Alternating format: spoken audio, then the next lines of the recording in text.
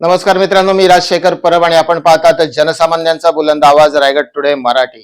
खोपोली नगर परिषदेच्या निवडणुका संपन्न झाल्यानंतर निवडून आलेल्या सर्व सदस्यांनी उपनगराध्यक्ष पदाच्या उमेदवारांची निवड केली। विक्रम यशवंत साबळे उपनगराध्यक्ष पदावरती विराजमान झालेले आहेत।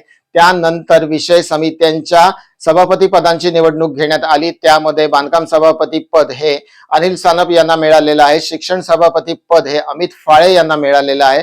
आरोग्य सभापती पद हे सौ मयुरी शेलार यांना मिळालेलं आहे। त्याचबरोबर नियोजन सभापती पदावरती प्रतीक्षा रेटरेकर यांची नियुक्ती झालेली आहे। श्री किशोर पाटील यांना परिवहन विभागाचं सभापती पद मिळालेलं आहे आणि महिला व बाल कल्याण विकास सभापती पदावरती सौ सुवर्ण संतोष मोरे यांची निवड झालेली आहे। 23 जानेवारी रोजी या निवडणुका संपन्न झाल्या। त्यानंतर आज 27 जानेवारी रोजी या सर्व सभापती पदांच्या सभापतींनी आपापले जे पदभार आहेत ते स्वीकारायचे आहेत। त्यापैकी आता दुपारी जवळपास 2:30 वाजेपर्यंत श्री अनिल पुंडलिक सानप यांनी आपल्या सभापती पदाचा पदभार स्वीकारलेला आहे। त्याचबरोबर सुवर्ण संतोष मोरे यांनी देखील आपल्या पदाचा पदभार स्वीकारलेला आहे आणि श्री किशोर पाटील यांनी देखील आपल्या पदाचा पदभार स्वीकारलेला आहे। उर्वरित सभापती जे आहेत ते दुपारी 3 वाजल्यानंतर आपापल्या पदांचा पदभार स्वीकारणार आहेत। या प्रसंगी खोपोली नगर परिषदेचे नगराध्यक्ष श्री कुलदीपक शेंडे, उपनगराध्यक्ष श्री विक्रम साबळे, त्याचबरोबर खोपोलीतील अनेक मान्यवर या प्रसंगी उपस्थित होते। अनेक खोपोलीतल्या नागरिकांनी उपस्थित राहून या सभासद पदाच्या पदभार स्वीकारण्याच्या कार्यक्रमासंदर्भात उपस्थिती देऊन सर्वांना शुभेच्छा दिलेल्या आहेत। त्याचबरोबर खोपोली नगर प्रशासनाचे सर्व कार्यकारी अभियंते या प्रसंगाला उपस्थित होते। आज जरा आपण पाहूया या तिन्ही पदाचा पदभार स्वीकारतानाची काही क्षणचित्र।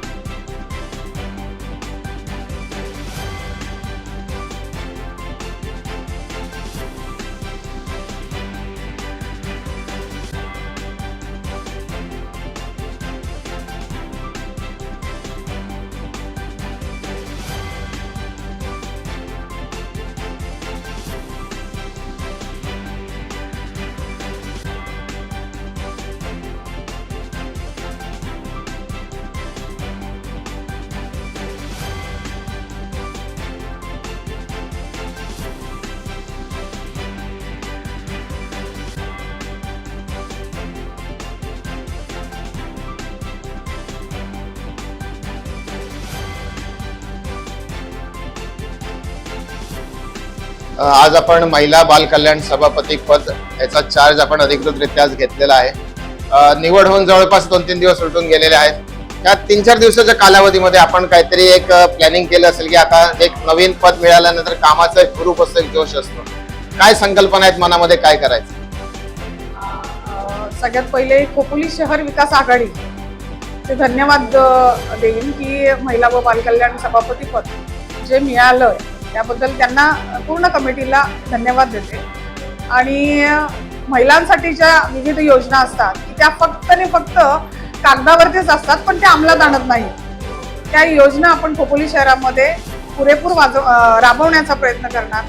तसेच बालकल्याण म्हणल्यावरती की बालकांबाबतचे ज्या निराधार बालक आहेत त्यांच्या समस्या आहेत, त्यांच्या योजना आहेत वेगवेगळ्या, त्याचा लाभ त्यांना मिळवून देण्यासाठीचा प्रयत्न करणार. महिला सक्षमीकरण म्हणजे अगदी महिला सक्षमीकरण म्हणजे मी स्वतः जो आरक्षणाच्या म्हणजे आरक्षण मला मिळालेलं आहे, आरक्षणाच्या ह्याच्यावरती मी स्वतः निवडून आलेले आहे. त्यामुळे आरक्षणाचा तर मला अभिमान आहेच.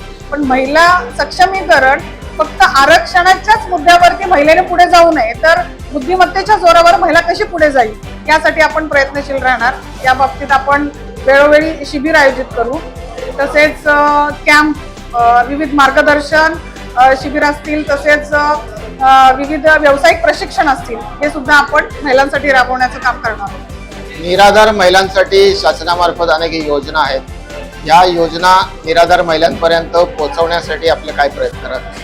सगळ्यात पहिले म्हणजे अगदी जवळून पाहिलेलं आहे की ह्या योजना आणि महिला यांच्यामध्ये बरीचशी तफावत म्हणजे की अक्षरशः कंटाळून की महिला मग तो फॉर्म सुद्धा भरत नाही.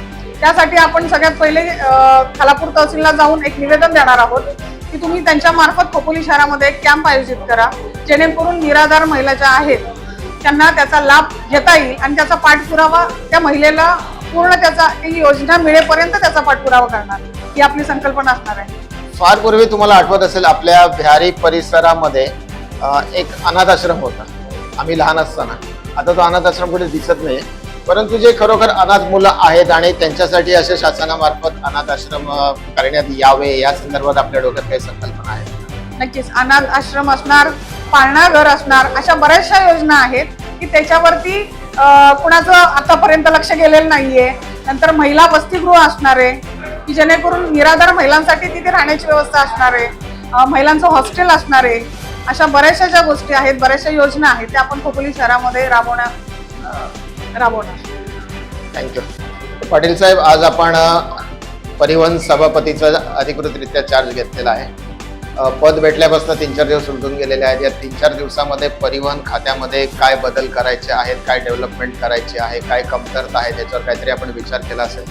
आपल्या डोक्यामध्ये नेमकं परिवहन खात्याला घेऊन काय संकल्पना आहे? मी एक परिवहन म्हणजे सर्व विभागाला कळवतो की परिवहन विभाग हा फक्त आता सध्या आपल्याकडे लोणावळा आणि इथं ग्रामीण विभागात ज्या बसेस चालू आहेत तर माझं एकच उद्दिष्ट आहे, पनवेल, वाशी इथपर्यंत आणि लोणावळा या बसेस विद्यार्थ्यांची गैरसोय नाही, ज्येष्ठ नागरिकांची गैरसोय होऊ नये त्यासाठी मी त्याच्यावर परिवहन याच्यावर भरपूर भार ठेवणार आहे, जे प्राधान्य देणार आहे त्या गोष्टीला. विद्यार्थ्यांसाठी आणि प्रौढांसाठी परिवहनामध्ये काही विशेष सवलत त्यांना मिळावी असे काही आपल्या डोक्यात? ज्या विद्यार्थ्यांच्या सवलतीनुसार जे गव्हर्नमेंटच्या GR नुसार असेल तर त्यांना मिळाल्याच पाहिजेत. ज्येष्ठ नागरिकांच्या आहेत त्या पण त्यांना मिळाल्याच पाहिजेत, ही माझी स्पष्ट भूमिका असणार आहे.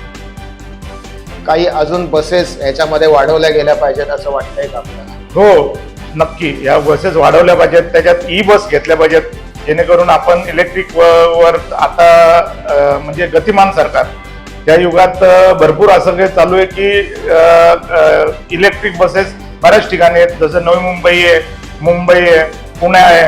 तसं माझं एक विजन आहे की खोपोलीला पण बसेसची मागणी करतोय आम्ही. खोपोली परिवहन विभाग हे सर्वात पहिले खोपोली नगर प्रशासन स्वतः चालवत होतं, नंतर त्याला ठेकेदार पद्धतीने देण्यात आलेला आहे. काय वाटतं आपल्याला, ठेकेदार पद्धतीने योग्य राहील का परिवहनाचा विभाग हा नगरपालिकेकडेच राहिला पाहिजे? तसं म्हटलं तर परिवहन विभाग हा ठेकेदाराकडे न राहता हा स्वतः नगरपालिकेकडे राहिला पाहिजे. कारण ही सेवा ही फक्त नगरपालिकाच देऊ शकते. ठीक आहे पाटील साहेब, धन्यवाद आणि पुढील वाटचालीसाठी आपल्याला खूप खूप शुभेच्छा. धन्यवाद साहेब.